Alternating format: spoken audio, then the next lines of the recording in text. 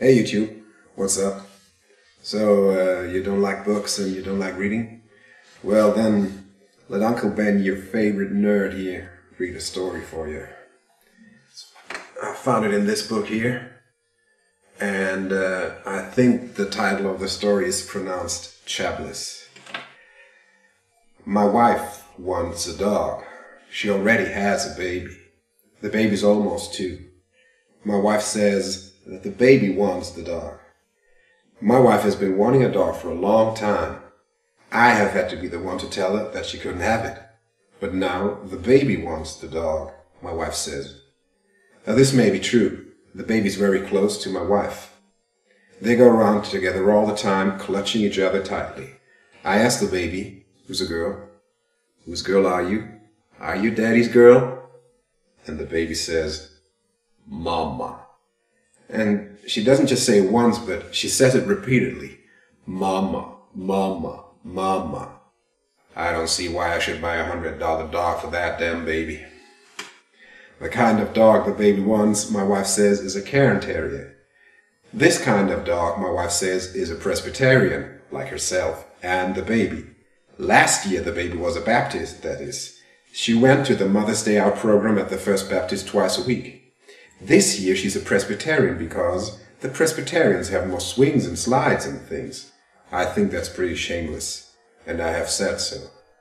My wife is a legitimate lifelong Presbyterian and says that makes it okay. Way back, when she was a child, she used to go to the First Presbyterian in Evansville, Illinois. I didn't go to church because I was a black sheep. There were 5 children in my family, and the males rotated the position of black sheep among us, the oldest one being the black sheep for a while he was in his DWI period or whatever, and then getting grayer as he maybe got a job, or was in the service, and then finally becoming the white sheep when he got married and had a grandchild. My sister was never a black sheep because she was a girl. Our baby's a pretty fine baby. I told my wife for many years that she couldn't have a baby because it was too expensive, but they wear you down. They're just wonderful at wearing you down, even if it takes years as it did in this case. Now I hang around the baby and hug her every chance I get. Her name is Joanna. She wears Oshkosh overalls and says no, bottle, out, and mama. She looks most lovable when she's wet, when she's just had a bath and her blonde hair is all wet and she's wrapped in a beige towel. Sometimes when she's watching television, she forgets that you're there. You can just look at her. When she's watching television, she looks dumb. I like her better when she's wet. This dog thing is getting to be a big issue. I said to my wife, well, you've got the baby. Do we have to have the damn dog too? The dog will probably bite somebody or get lost. I can see myself walking all over a subdivision asking people, have you seen this brown dog? What's its name, they say to me. And I'll stare at them coldly and say, Michael. That's what she wants to call it, Michael.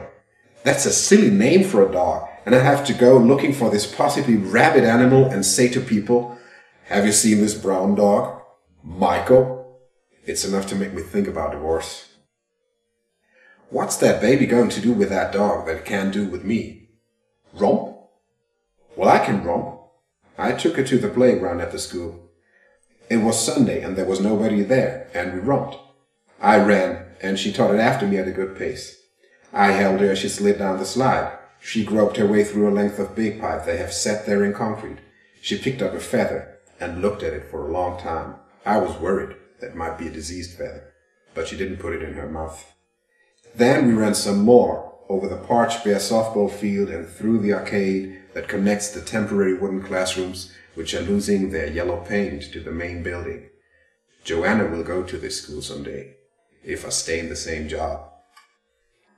I looked at some dogs at Pets Aplenty, which has birds, rodents, reptiles, and dogs, all in top condition. They showed me the Cairn Terriers. Do they have their prayer books? I asked. This woman clerk didn't know what I was talking about. The Cairn Terriers ran about $2.95 per with the papers. I started to ask if they had any illegitimate children at low prices, but I could see that it would be useless, and the woman already didn't like me, I could tell. What is wrong with me? Why am I not a more normal person like my wife wants me to be? I sit up in the early morning at my desk on the second floor of our house. The desk faces the street. At 5:30 in the morning, the runners are already out, individually or in pairs, running toward rude red health. I am sipping a glass of Gallo Chablis with an ice cube in it, smoking, worrying.